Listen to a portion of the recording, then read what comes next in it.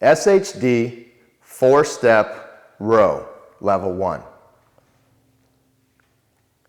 In the SHD 4-step row level 1 exercise, you'll want to start seated on a ball with your pelvis in a neutral position. So you don't want your pelvis to be rotated anteriorly, and you don't want your pelvis to be rotated posteriorly. So we're going to actually make a little adjustment, because right now Caitlin's a little anterior, so we're going to rotate right about there. We have a neutral pelvic position, and that's how you want to be doing this exercise. Then you're going to draw in the abdomen, okay, so transverse abdominal contraction, and your hand can either go across your abdomen in this exercise, or it can be placed on the pelvis. Let's show the pelvic placement position with the hand out here. Yep. So you can either go here, or you can go across the abdomen. Caitlin prefers to go across the abdomen, so we're going to let her do that in this video, and it doesn't matter, one or the other, and you do want to stabilize this scapula while you're focusing on the action of this side. What you want to do in the exercise is start in a protracted scapular position with the torso parallel to the imaginary wall. The imaginary wall will be at the point that either the band, which you could use a band in this exercise, or cable resistance with a weight stack, which we're doing here. You want the torso to be parallel with that imaginary wall. So the torso is going to stay totally square with that attachment point in front of you. Scapula protracted to begin. First step is going to be isolating and bringing the scapula down and back into what we call the scapular, and let's hold there, in what we call the scapular stabilization position. So what you're doing is you're disassociating scapular movement, which is what that SHD is, scapulohumeral disassociation. You're disassociating scapular movement in the first step. In the second step, you're maintaining this position, perfect, while drawing the glenohumeral joint back and down into its neutral position and flexing the elbow at 90 degrees. For the third step, you're going to maintain 100% of the scapular stabilization position, keeping it down and back, while the elbow returns to a 180-degree position, and the shoulder goes back to where it started.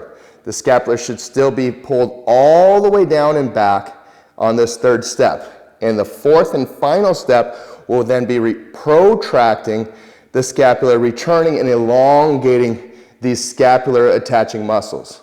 So in real time, step 1, step 2, step 3, and step 4.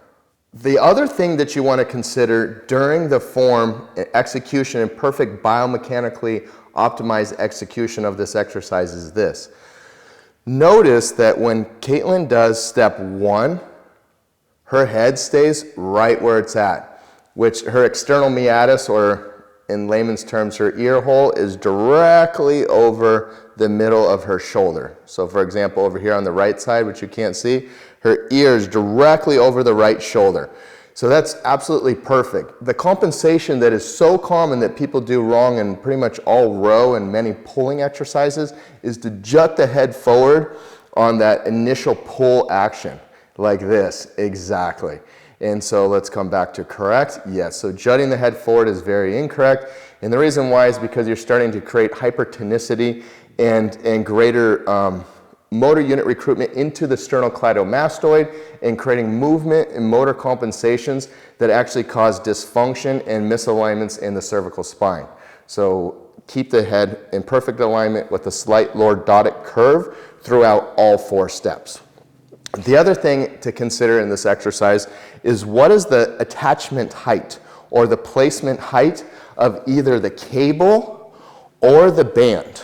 So whether you're using a band and attaching to the pole in front of you, like so, or we're using a pulley, you want the pulley or the attachment point of the band to be slightly higher than your shoulder. So you want those attachment points to be at least an inch, 2 inches, but not more than like 8 or 10 inches for the row, right? If that becomes a pull down if you start, or a high row if you start going much higher, but 2 to 6 inches above the shoulder height.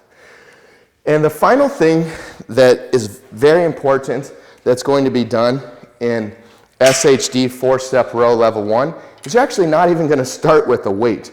You are going to go there after you do something really important.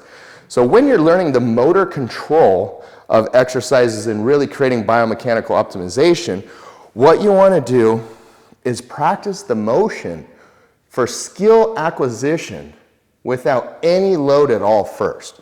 So you'll start this exercise by doing it perfectly and practicing the alignment. Step 1, step 2, obviously no force is really required. It's just getting the feeling and the programming, creating those new neural pathways for perfect alignment of the body, positioning of your joints, and feeling of that motor action prior to adding load. And that's how you help optimize your skill acquisition for doing perfect with load.